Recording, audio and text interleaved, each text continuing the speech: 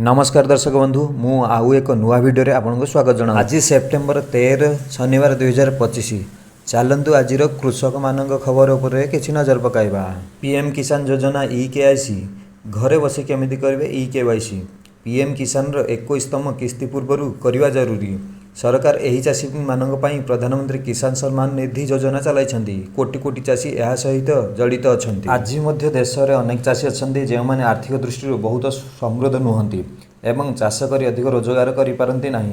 सरकार एही चाषी पई प्रधानमंत्री किसान सम्मान निधि योजना चलाइछन्ती। कोटी कोटी चाषी यह सहित जड़ित अछन्ती किंतु 21तम किस्तिर लाभ पाइबा पूर्व चाषी माने ई-केवाईसी करबा आवश्यक।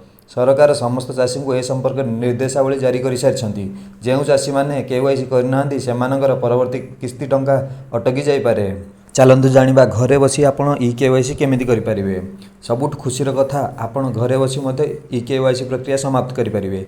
एथिपाई प्रथमे आपन को pmkisan.gov.in ऑफिशियल वेबसाइट को जीवा पड़ो।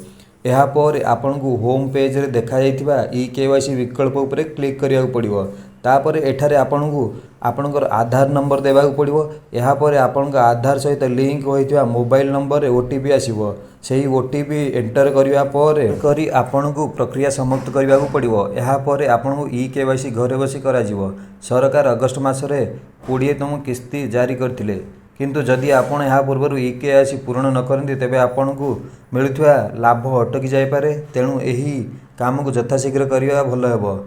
ई-केवाईसी अपडेट अवधि आउ 6 मास वृद्धि करछन्ती राज्य सरकार। सूचना मुताबक सीएम किसान हिताधिकारी पीएम किसान केवाईसी अपडेट करें। सीएम किसान रे 51,54,000 हिताधिकारी सामिल अछन्ती।